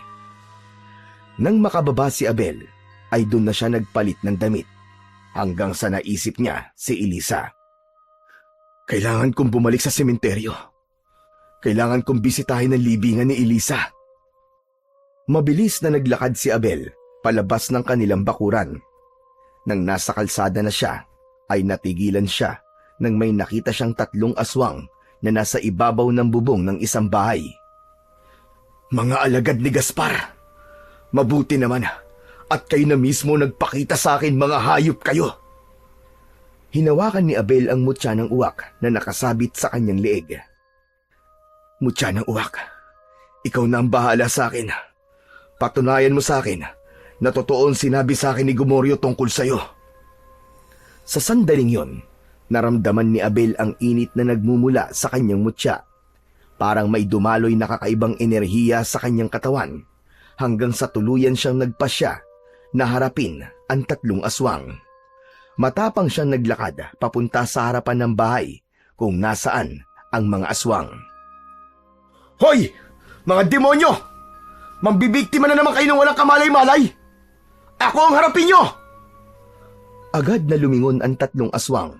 Nanlisik ang mga mata nito nang makita si Abel. Sabay-sabay na tumalon ang 3 aswang mula sa bubong. Nang bumagsak ang mga aswang sa lupa, ay umangil pa ang mga yon na parang isang mabangis na hayop. Napangiti naman si Abel dahil hindi niya inasahan na masusubukan na niya kagad ang kapangyarihang taglay ng mutya ng uwak sa unang gabi pa lang ng kanyang muling pagkabuhay. Sa gilid ng kanyang mata ay napansin niya ang isang mahabang kawayan na nakasandal sa bakod. Nilapitan niya yon at kinuha. Walang kahirap-hirap na binali niya ang kawayan sa gitna, kaya nagkaroon siya ng 2 kawayan na may matutulis na dulo. Inihanda ni Abel ang sarili at mahigpit na hinawakan ang 2 matutulis na kawayan. Agad na sumugod ang isa sa mga aswang. Sa bilis ng galaw nito ay halos hindi na ito nakikita ng normal na mata. Ngunit si Abel ay hindi na normal. Inilaga niya ang mabilis na pagsunggab ng aswang. Nang makakita siya ng pagkakataon, ay inundayan niya ito ng matulis na kawayan sa tagiliran. Napanghiwi ang aswang pero hindi ito bumagsak. Mas lalo pa itong nagalit at sinubukang sakmalin si Abel. Sinalubong naman ito ni Abel at itinarak niya ang isang kawayan sa lalamunan nito. Tumagos yun sa bungo ng aswang. Malakas niya itong sinipa sa tiyan, kaya kusang nahugot ang kawayan at bumagsak ang aswang sa lupa. Ang 2 pang natitirang aswang ay hindi na nagpatumpik-tumpik pa. Sabay na umatake ang mga yon sa magkaibang direksyon. Umatras si Abel ng ilang hakbang at iniwasan ang matatalas na kuko ng 2 aswang. Isang aswang ang sumunggab sa kanya, pero bago pa man ito makalapit sa kanya, ay isinaksak niya ang kawayan sa mata nito. Napasigaw ang aswang at nagwawala. Mabilis na ibinaon ni Abel ang isa pang kawayan sa bunganga ng aswang na agad nitong ikinasawi. Mas lalo nanlisik ang mga mata ng natitirang aswang. Sa isang iglap, naglahong parang anino ang aswang. Luminga sa paligid si Abel at pinakiramdaman niya ang hangin hanggang sa naramdaman niya ang isang presensya sa itaas niya. Sa pagtingala niya ay nakita niya ang aswang sa itaas at pasugod sa kanya. Pinaikot ni Abel ang 2 kawayan habang hawak niya ang mga yun. Inabangan niya ang pag-atake ng aswang at sinalubong niya ito gamit ang 2 matulis na kawayan. Bumaon ang isa sa dibdib ng aswang habang ang isa naman ay sa tiyan nito. Buong gigil na inihampas ni Abel ang aswang sa lupa. Nangisay ito pero agad ding binawian ng hininga. Napangisi si Abel. Hindi siya makapaniwala na 3 aswang ang napatumba niya ng gabing yon nang hindi man lang siya nagagalusan. Hanggang isang ideya ang naisip niya. Kinaladkad niya ang bangkay ng 3 aswang. Inilagay niya ang mga yon sa gitna ng kalsada. Lumuhod siya sa isa sa mga aswang at idinampi niya ang kanyang daliri sa malagkit na dugo nito. At gamit ang dugo ng aswang ay isinulat niya sa kalsada ang mga katagang, "Ikaw na ang susunod, Gaspar." Matapos yon ay tumalikod na si Abel at naglakad palayo. Matalim ang mga mata niya at wala na siyang ibang nais kundi ang pabagsakin si Gaspar kasama ang lahat ng alagad nito. Madilim pa rin ang paligid nang makabalik sa sementeryo si Abel. Ngunit ang araw sa silangan ay nakasilip na. Bawat lapida na kanyang nadadaanan ay tinitignan niya ang pangalan. Hanggang sa nakita na niya ang libingan ni Elisa. Pakiramdam niya ay kinapos siya ng hininga nang makita ang pangalan ni Elisa sa lapida. Hindi pa rin siya makapaniwala na patay na ang kanyang nobya na nais niya sanang makasama habang buhay. Lumuhod si Abel sa harapan ng libingan ni Elisa. Nanginginig ang kamay niya nang haplusin niya ang malamig na lapida. Sumikip ang kanyang dibdib. Hindi niya napigilan ang pag-agos ng kanyang luha. Nanghina ang kanyang katawan at napayuko siya habang humahagulgol. Elisa, patawarin mo ko, Elisa. Kung wala akong nagawa para iligtas ka. Pero pinapangako ko sa iyo na hindi ito matatapos ng ganito. Mananagot ang lahat na may kagagawan sa pagkamatay mo. Uubusin ko ang mga aswang sa baryo natin. Sisiguraduhin kong si Gaspar ang susunod na maililibing dito. Tumayo si Abel at inilabas niya ang kanyang galit sa pamamagitan ng napakalakas na pagsigaw. Mula sa kung saan-saan ay dumating ang napakaraming uwak at lumipad ang mga yon sa paligid ni Abel. Ang buong simenteryo ay napuno ng anino ng mga uwak. Sabay-sabay na humuni ang mga yon na tila ba nakikisimpatya sa pagluluksa at puot ni Abel ng sandaling yon. Nang tuluyan ng sumikat ang araw, ay nagtungo muli si Abel sa kanilang baryo. Sa paglalakad niya, ay nakita niya sa harapan ng isang bahay ang isang itim na jacket na may hood. Kinuha niya yon at isinuot upang walang makakilala sa kanya. Sa isa pang bahay ay may nakita siyang itak na alam niyang magagamit niya sa pakikipaglaban. Kaya kahit alam niyang mali ang magnakaw, ay kinuha niya rin yon at isinabit sa kanyang bewang. Sa pagdating ni Abel sa sentro ng baryo, ay nakita niyang nagtitipon ang mga tao. Sa harapan ng mga tao ay nakatayo si Gaspar, na galit na galit. Nasa paanan nito ang 3 aswang na pinatay ni Abel kagabi. Napangisi siya dahil alam niyang nakita na ni Gaspar ang nakasulat sa kalsada. Sino? Sino ang may lakas ng loob na gawin ito sa aking mga alagad? Lumingon-lingon si Gaspar sa mga taong naroon. Walang sumagot. Tanging takot lamang ang makikita sa mga mata ng mga tao. Ang ilan ay napapayuko. Nagtago sa likod ng isang matandang puno si Abel. Mataman niyang pinagmasdan si Gaspar. Alam kong naririnig mo ko. Kung sino ka mang hayop ka. Napakalakas ng loob mong pagbantaan ako. Sa tingin mo ba, kaya mo akong patayin? Walang makakatalo sa akin! Maya-maya pa ay bumakas ang isang malademonyong ngiti sa labi ni Gaspar. Masyado ko nang pinatatagal ang paghihiganti kong ito sa baryong ito. Kaya't mamayang gabi, sisiguraduhin kong lahat kayo ay mamamatay na. Bago sumikat ang araw, walang nang matitirang buhay na tao sa baryong ito at paghaharian ko na ang lugar na ito. Napakuyom ang kamao ni Abel. Nag-alab ang galit sa kanyang puso. Muli niyang hinawakan ng itak sa kanyang bewang. Masahol ka pa sa demonyo, Gaspar.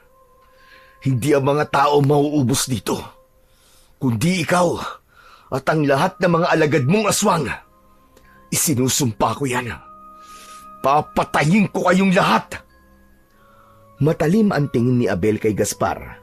Alam niyang hindi pa yon ang tamang oras para lumantad siya. Pero mamayang gabi, hindi siya papayag na magtagumpay si Gaspar sa plano nitong patayin ang lahat ng tao sa kanilang baryo. Kaya bago pa may makakita kay Abel, ay mabilis siyang umalis sa kanyang pinagtataguan at naglakad na palayo. Hindi mapakali si Abel habang naglalakad. Alam niyang hindi siya maaaring manatili roon dahil masyadong maraming mata ang maaaring makakita sa kanya. Kailangan niya na mapagtataguan, isang lugar na tiyak niyang walang pupuntang tao. Biglang sumagi sa isip niya ang sementeryo. Mabilis siyang naglakad patungo roon. Nang makarating siya sa sementeryo, agad niyang napansin ang isang figurang nakatayo sa harapan ng puntod niya. Yun ay walang iba, kundi si Abraham, ang kanyang ama. Nakayuko ito sa harap ng puntod ni Abel. May hawak itong kandila at hindi ito makapaniwala na wala na ang bangkay ni Abel sa libingan nito. Sa hindi inaasahang pagkakataon ay luminga si Abraham sa paligid at nagtagpo ang kanilang mga mata. Nanigas ang buong katawan ni Abel. Mabilis na tumalikod si Abel. Naglakad siya ng mabilis, palayo, bago pa siya maabutan ng kanyang ama. Abel? Abel, anak! Ikaw ba yan? Abel! Lalo pang binilisan ni Abel ang kanyang paglalakad at halos tumakbo na siya palayo, pero naabutan siya ni Abraham. Mahigpit siya nitong hinawakan sa braso. Wala nang nagawa si Abel kundi ang lingunin ang kanyang ama at bumakas sa mukha ni Abraham ang matinding pagkalito. Habang tinitignan nito ang mukha niya, ay napaluha ito. Diyos ko! Diyos ko, Abel! Buhay ka, anak! Buhay ka! Hinawakan ni Abraham sa muka at braso si Abel na para bang sinisiguro nitong totoo siya. Paano nabuhay ka, anak? Diyos ko! Isa ba tong himala? Hindi niyo na po kailangan malaman kung paano po ako nabuhay, Papa. Wala na akong oras. Kailangan kong tapusin si Gaspar at ang mga alagad niya. Yun lang po ang dahilan kung bakit ako bumangon muli sa aking hukay. Ano ba sinasabi mo, anak? Hindi na kita hahayaan sa sinasabi mo. Pinatay ka ng mga aswang na yon at hindi na ako papayag na muling maulit yun. Hanggang ngayon ba naman ay pipigilan niyo pa rin ako sa gusto kong gawin? Gusto lang kitang protektahan, anak. Hindi na ako ang dating anak niyo. Isipin niyo na lang na hindi niyo ako nakita. Panatilihin mo na lang sa isip mo. Napatay na ako. Malakas na itinulak ni Abel ang kanyang ama. Natumba si Abraham sa lupa at bago pa ito makatayo ay mabilis nang tumakbo si Abel palayo. Narinig pa niya ang pagtawag ni Abraham sa pangalan niya at pagmamakaawa nitong bumalik siya, ngunit hindi na siya lumingon. Masakit man sa kanya, ay kailangan niyang gawin yon. Hindi siya maaaring mapalapit ulit sa kanyang ama.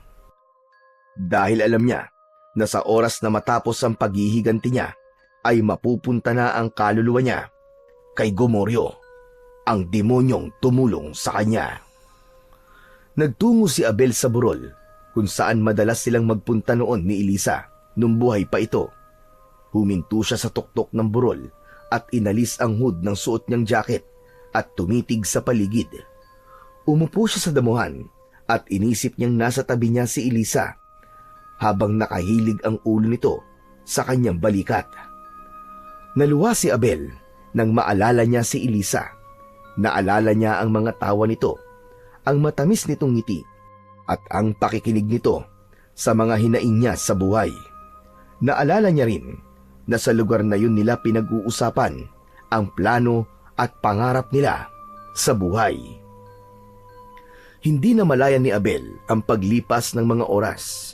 Nakaupo pa rin siya sa tuktok ng burol habang nakatingin sa malawak na tanawin ng kanilang baryo.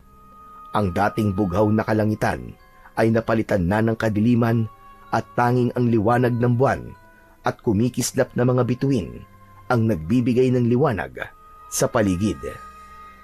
Hanggang sa isang kakaibang init ang bumalot sa paligid. Napakunot ang noo niya. Maya-maya pa, isang malakas na apoy ang biglang lumitaw sa harapan niya. Napatayo si Abel at agad niyang binunot ang itak mula sa tagiliran niya. Ang apoy ay unti-unting nagkaroon ng hugis hanggang sa naging si Gomoryo ang apoy. Nagliliyab ang mga mata nito at may nakakatakot na ngiti sa labi. Gomoryo? Gomoryo! Anong ginagawa mo rito? Nais ko lang ipaalala sa iyo na mukhang mapapabilis ang pagtatapos ng paghihiganti mo. At siguro naman ay alam mo na rin ang mangyayari pagkatapos. Oo, Gomoryo. Huwag ka mag-alala. Hindi ko nakalilimutan ang ating kasunduan. Mabuti naman. Tandaan mo, Abel, sa oras na huminto sa pagtibok ang puso ni Gaspar, ay siya'y huling pintig ng puso mo. At ang kaluluwa mo ay mapupunta na sa akin. Alam ko yung Gomoryo. Ngayon pa lang, ay handa na akong ibigay sa iyo ang aking kaluluwa. Mabuti kung ganun. Pero Abel, hindi mo ba nararamdaman? Mukhang nagsisimula na ang pagsalakay ni Gaspar sa inyong baryo. Kaya kung ako sa iyo, ay magtutungo na ka ron bago pa mahuli ang lahat.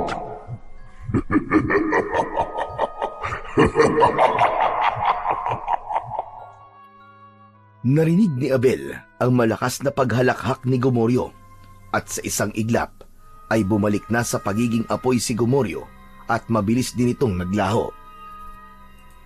Napatingala si Abel Nang makita niya ang pagdating ng napakaraming uwak, lumipad ang mga yon sa itaas niya. Naramdaman niya na may sinasabi sa kanya ang mga uwak. Sinasabi ng mga yon na kailangan na niyang magtungo sa kanilang baryo. Hindi na nga nagsayang ng sandali si Abel. Isinuksok niyang muli ang itak sa kaluban at malalaki ang mga hakbang na bumaba ng burol upang magtungo sa kanilang baryo. Mabilis ang pagtakbo ni Abel. Dama niya ang matinding galit na bumabalot sa kanyang puso. Nang makarating siya sa kanilang baryo, ay sumalubong sa kanya ang nakakakilabot na tanawin. Ang buong baryo ay nilamon ng kaguluhan. Sa bawat sulok ay may mga aswang na umaatake sa mga inosenteng tao. Ang ilan sa mga aswang ay sapilitang pumapasok sa mga bahay. Ngunit nang hanapin niya si Gaspar, ay hindi niya ito nakita. Sa gitna ng matinding takot at sigawan, ay may iilang kalalakihan na sumubok lumaban gamit ang mga itak at sibat. Pero walang laban ang mga ito sa bilis at lakas ng mga aswang. Nagngit-ngit si Abel sa nakita niya. Maigpit niyang hinawakan ang kanyang itak at sa isang iglap ay sumugod na siya sa laban. Ang unang aswang na nasalubong niya ay tinaga niya sa liig. Lumipad ang ulo ng aswang sa ere. Hindi na naghintay si Abel at sumugod siya sa iba pang aswang. Ramdam niya ang walang tigil na pagbibigay ng lakas ng mutya ng uwak sa kanya. Mula sa itaas ng isang puno ay isang babaeng aswang ang sumugod kay Abel. Sinalubong ito ng itak ni Abel. Nilaslas niya ang leeg nito at nangisay ito nang bumagsak sa lupa. Dalawa pang aswang ang dumamba kay Abel mula sa magkabila ang gilid. Hinintay niya ang tamang tiyempo at saka siya lumusob. Inilusot niya ang kanyang katawan sa pagitan ng dalawang aswang. Tinaga ni Abel ang likod ng isa, pababa sa gulugod nito. Halos mahati sa dalawa ang aswang. Nagtangka namang tumakas ang isang aswang, pero mabilis na inablot ni Abel ang buhok nito at buong lakas niyang hinampas ang ulo nito sa bato. Paulit-ulit niya yung ginawa hanggang sa tuluyang namatay ang aswang. Isa-isang tinapos ni Abel ang mga aswang na nasa paligid. Sa bawat hampas ng kanyang itak, isang aswang ang humahandusay at namamatay. Ang kanyang katawan ay puno na ng dugo mula sa mga aswang. Isang aswang ang hinawakan ni Abel sa leeg. Nagpumiglas ito, pero hindi nito magawang makawala sa tindi ng puwersa ng kamay ni Abel. Nasaan? Nasaan si Gaspar? Nasaan ang pinuno niyo? Bakit wala siya rito? Hindi sumagot ang aswang. Sa halip, nakatingin lamang ito sa kanya habang nanlilisik ang mga mata. Naramdaman ni Abel na hindi sasagot ang aswang, kaya hindi na siya nagdalawang isip na paulit-ulit itong undayan ng saksak sa tiyan gamit ang itak. Nang wala ng buhay ang aswang, ay parang basurang binitiwan na lang ito ni Abel. Pagharap ni Abel sa kanyang kaliwa, ay natigilan siya nang makita niya ang ama niyang si Abraham. May gulat sa mukha nito. Alam niyang hindi ito makapaniwala sa nakikita na ang sarili nitong anak ay halos maligo na sa dugo ng mga aswang. Ngunit laking gulat ni Abel nang mula sa likod ni Abraham ay mabilis na lumitaw si Gaspar na nasa anyong aswang. Bago pa niya mabigyan ng babala ang kanyang ama, ay mahigpit nang nahawakan ni Gaspar ang batok ni Abraham. Inangat ni Gaspar sa ere si Abraham nang walang kahirap-hirap. Walang hiya ka, Gaspar! Bitiwan mo ang tatay ko! Hindi ko alam kung paano ka pang nabuhay. Pero gusto kong makita mong muli ang kamatayan ng isa sa mga mahal mo. Gaya ng ginawa ko sa babaeng pinakamamahal mo. Kumulo ang dugo ni Abel dahil sa sobrang galit. Hinawakan niya ng mas maigpit ang kanyang itak. Anumang sandali ay handa na siyang sumugod kay Gaspar. Ngunit inisip niya ang buhay ng kanyang ama. Hanggang sa biglang may dumating na napakaraming uwak. Sumugod ang mga yon kay Gaspar. Walang tigil na tinuka ng mga uwak si Gaspar sa iba't ibang parte ng katawan nito hanggang sa nabitiwan nito ang ama niyang si Abraham. Papa! Papatumakas na kayo rito! Bilisan nyo! Hindi na nagdalawang isip pa si Abraham at agad itong lumayo kay Gaspar. Patuloy ang pag-atake ng mga uwak kay Gaspar. Napapaatras ito at panay ang taboy sa mga uwak. Naisip ni Abel na yun na ang kanyang pagkakataon para tapusin na si Gaspar. Mabilis siyang sumugod dito. Buong puwersa niyang itinarak ang itak sa sikmura ni Gaspar. Isang nakakabinging sigaw ang pinakawalan ng pinuno ng mga aswang. Doon na nilubayan ng mga uwak si Gaspar na para bang alam na ng mga yon na si Abel ang dapat tumapos sa buhay ng pinuno ng mga aswang. Sa wakas hayop ka. Nagkaharap din tayo, Gaspar. Hinding-hindi ko makakalimutan ang ginawa mo kay Elisa. Akala mo ba ay kaya mo kong patayin? Ibabalik kita sa libingan na pinanggalingan mo! Biglang nawala si Gaspar sa harapan ni Abel at bago pa makagalaw si Abel ay naramdaman niya ang pagbaon ng matutulis na kuko ni Gaspar sa kanyang tagiliran. Sunod ay dumapo ang malakas na suntok sa panga ni Abel. Sa sobrang bilis ni Gaspar ay halos hindi niya na ito nakikita. Napaatras si Abel at natumba siya sa lupa. Pakiramdam niya ay umiikot ang kanyang paningin. Nalasahan niya ang sarili niyang dugo. Narinig niya ang halakhak ni Gaspar sa harapan niya. Hindi mo ko kayang talunin. Napakahina mo pa rin. Ngunit bago pa makalapit muli si Gaspar, napansin itong unti-unting nagsasara ang sugat sa tagiliran ni Abel. Naghilom ng kusa ang malalim na sugat. Nanlaki ang mga mata ni Gaspar sa labis na gulat. Teka, paano nangyari yun? Anong klase kang halimaw?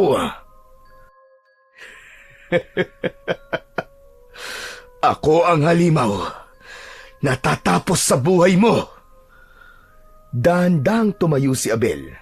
Puno ng dugo ang kanyang katawan. Pero ang sugat na ibinigay ni Gaspar ay naglaho na. Napangiti siya at tinapunan ng matalim na tingin si Gaspar.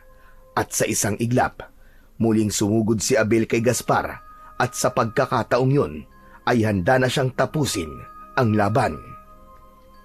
Sa pagkakataon na yon ay si Abel naman ang nagpakita kay Gaspar ng kanyang bilis. Halos hindi na siya nakita ni Gaspar kaya hindi nito nagawang iwasan ang pagsaksak niya sa tagiliran nito. Napangiwi si Gaspar ngunit hindi ito bumagsak. Sa halip, sinubukan nitong agawin ang itak ni Abel ngunit isang malakas na sipa sa dibdib nito mula kay Abel ang nagpatumba dito. Katapusan mo na, Gaspar! Muling umatake si Abel. Tinaga niya ang braso ni Gaspar at sinundan niya kagad yun ng saksak sa dibdib. Napaatras si Gaspar. Habol nito ang paghinga at ramdam ni Abel ang pangihina nito. Hindi mo ko matatalo. Hindi ang kagaya mo ang papatay sa akin. Hindi na ito pinakinggan ni Abel. Muli siyang sumugod at nang malapit na siya kay Gaspar ay lumuhod siya at nagpaduos-dos sa lupa.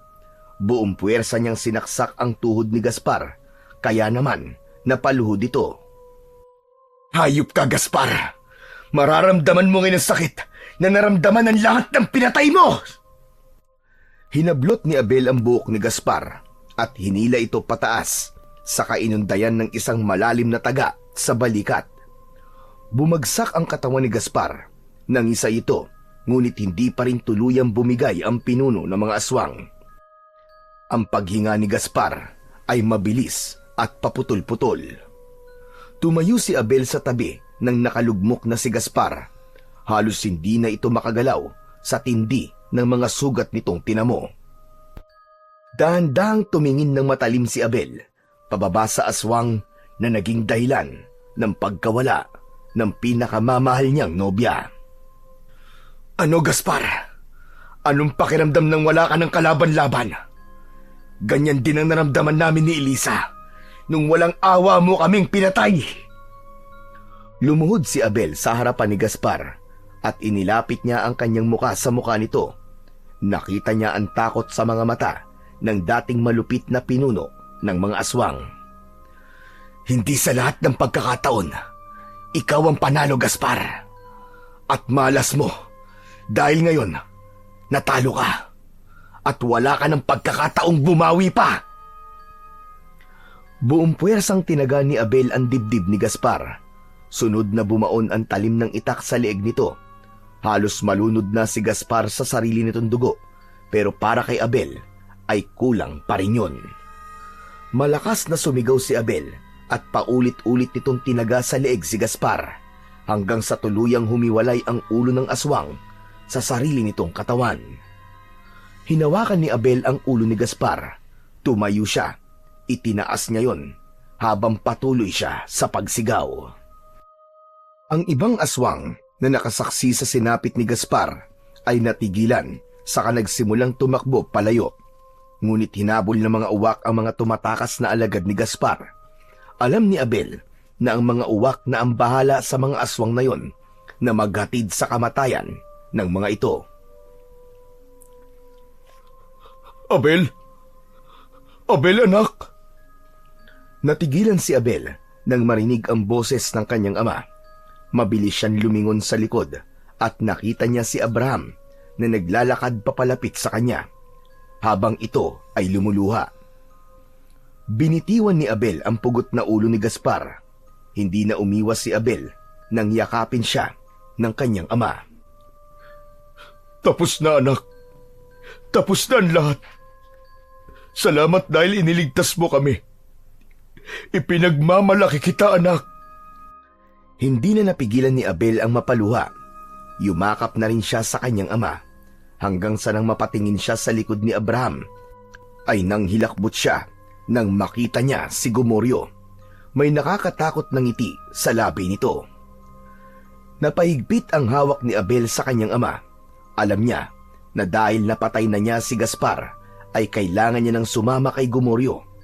Ang akala niya ay magiging madali yun, pero nang sandaling yun ay ayaw niya nang mamatay ulit dahil gusto pa niyang makasama ang kanyang ama. Naramdaman ni Abel ang pagbagal ng pagtibok ng kanyang puso hanggang sa hindi na siya makahinga. Ang kanyang puso ay bumagal para bang may humihigop sa kanyang lakas. Nanikip ang dibdib niya na parang may matutulis na bagay na bumabaon sa kanyang puso. Nanlabo ang kanyang paningin at bago pa siya makapagpaalam sa tatay niya ay bumagsak na siya sa lupa nang walang buhay. Sa pagbalik ng ulirat ni Abel ay nasa mundo na siya ni Gomoryo. Sa pagtayo niya ay agad niyang nakita si Gomoryo na nakatayo sa kanyang harapan. May malaking ngisi sa labi nito habang nakatingin sa kanya. Gomoryo, hindi mo man lang ako binigyan ng oras para makapagpaalam sa tatay ko. Kahit sana yun lang ay binigay mo na sa akin. Isang malalim at malakas na halakhak ang pinakawalan ni Gomoryo. Hindi ako nakikipagbiruan sa iyo, Gomoryo! Kaya wag mo akong tawa ng demonyo ka! Akala ko ba ay galit ka sa tatay mo? Bakit kailangan mo bang magpaalam sa kanya? Noon yun, Gomoryo. Noon yun. Pero nang mamatay ako at nakita kong paano naglusa ang tatay ko, ay doon ko napagtanto na hindi niya ginusto nangyari sa nanay ko at mahal na mahal niya ako. Ginawa niya lang ang lahat para mailigtas ako. Kasi ganun niya ako kamahal.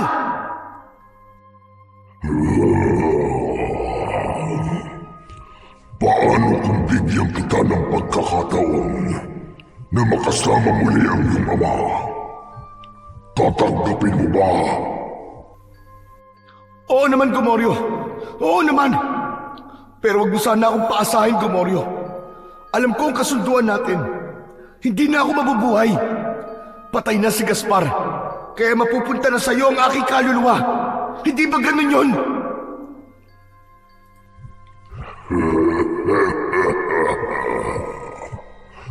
Paano kung sabihin ko sa iyo na may isang kaluluwa na nagsakripisyo para sa iyo? Para ang kaluluwang yun na lang ang kukunin ko, imbis na sa iyo.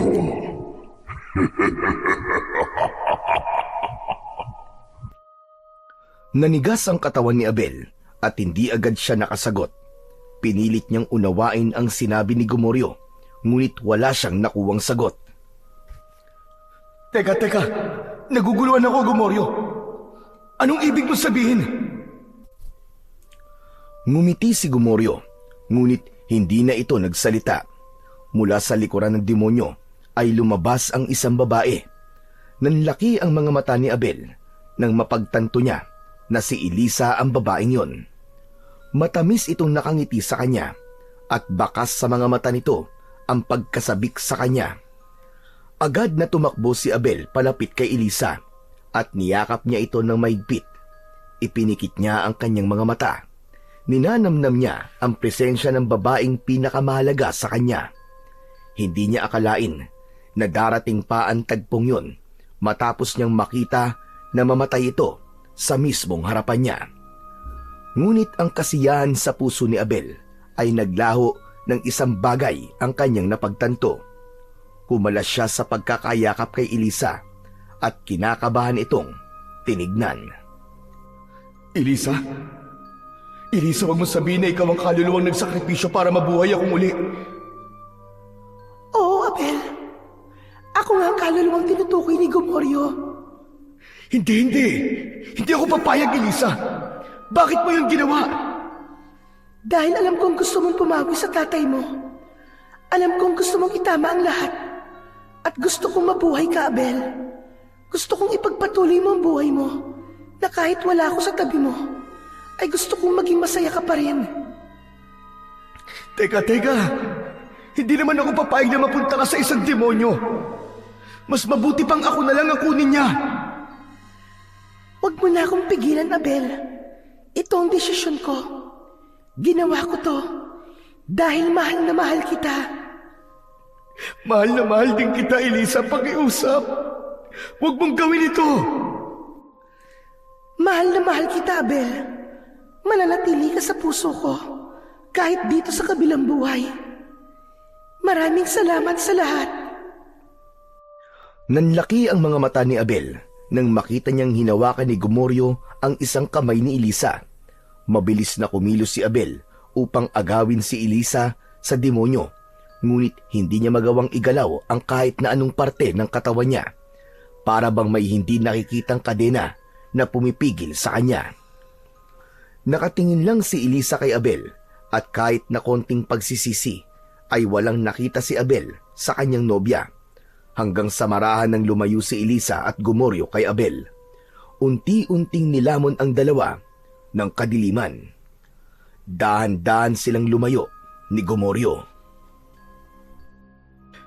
Elisa!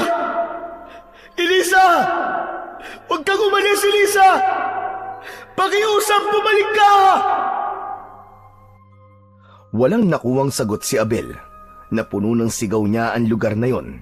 Hindi nagtagal ay naramdaman niya ang isang malakas na puwersang humigop sa kanya. Pakiramdam niya ay nasa loob siya ng isang ipo-ipo, hanggang sa tuluyang nagdilim ang paningin ni Abel. Hindi nagtagal ay muling nagising si Abel. Marahan niyang iminulat ang kanyang mga mata. Ang una niyang nakita ay ang mukha ng kanyang amang si Abraham na lumuluha. Naramdaman niya na nakahiga siya sa lupa habang nakayakap sa kanya si Abraham. Nang makita ng tatay niya na nakabukas ang kanyang mga mata, ay nagliwanag ang mukha nito. Anak! Diyos ko, buhay ka! Akala ko'y wala ka na, anak! Salamat sa Diyos! Salamat po, Panginoon! Napuno ng matinding lungkot ang puso ni Abel nang maalala ang sakripisyong ginawa ni Elisa para sa kanya. Hanggang sa kabilang buhay ay ipinaramdam pa rin ito sa kanya kung gaano siya nito kamahal. Muling tumingin si Abel sa mukha ni Abraham at napahawak siya sa braso nito. Papa, patawarin niyo po ako sa lahat ng hindi magandang bagay na nagawa ko sa inyo noon. Sorry po kung ikaw ang sinisisi ko sa pagkamatay ni Mama. Ngayon, Papa, naiintindihan ko na po ang lahat. Patawarin niyo po ako. Anak, kalimutan na natin ang lahat ng yon. Magsisimula ulit tayo. Magsisimula ulit tayo ng panibagong buhay. Hinawakan nito ang magkabilaang balikat ni Abel at marahang tinapik ang mga yon. Hindi na napigilan ni Abel ang kanyang luha. Sa unang pagkakataon, naramdaman niya ang tunay na kapayapaan sa kanyang puso matapos niyang humingi ng tawad sa kanyang ama. Maingat na inalalayan ni Abraham si Abel para makatayo. Tahimik silang naglakad pauwi at pagdating nila sa kanilang bahay ay agad na ibinagsak ni Abel ang sarili sa malambot na sopa. Sa wakas, nakauwi na rin ako sa tahanan natin, Papa. Matamis na ngiti ang isinagot ni Abraham. Hindi ito nagsalita, ngunit sapat na ang tingin nito upang iparating ang lahat ng nais nitong sabihin. Alam ni Abel na yun na ang simula ng panibago nilang buhay, hindi lamang para sa kanilang mag-ama, kundi para na rin sa buong baryo, dahil patay na si Gaspar. Matapos ang lahat ng nangyari, ay bumalik na ang kapayapaan sa baryo ni na Abel. Labis ang pasasalamat ng lahat kay Abel dahil siya ang nagsilbing tagapagtanggol ng mga ito. Ipinaalam din ni Abel sa kanyang ama ang lahat ng nangyari at kung paano siyang nabuhay muli. At ang bagay na yon ay nanatili na lamang sa pagitan nilang mag-ama. Sa kabila ng napakaraming magagandang bagay na nangyayari, ay nanatili pa rin ang lungkot sa puso ni Abel sa pagkawala ni Elisa. Ngunit sa halip na magmukmuk at umiyak palagi, ay pinili niyang magpasalamat dahil naranasan niya ang pagmamahal ni Elisa nung buhay pa ito. Alam din niya na ang pinakamagandang paraan upang suklian ang sakripisyo ni Elisa ay ang mabuhay siya ng matuwid at tamang paraan. Nanatili kay Abel ang mutya ng uwak, ngunit itinago niya ito. Alam niyang taglay nito ang isang kapangyarihang hindi dapat basta gamitin. Sa bawat araw na lumilipas, ipinagdarasal niya na sana ay hindi niya na muling kailanganing gamitin ang mutya ng uwak. Nais niya na ang kapayapaang kanilang nakamit ay manatili magpakailanman upang wala nang iba pang magdusa sa kasamaan ng mga nilalang ng kadiliman.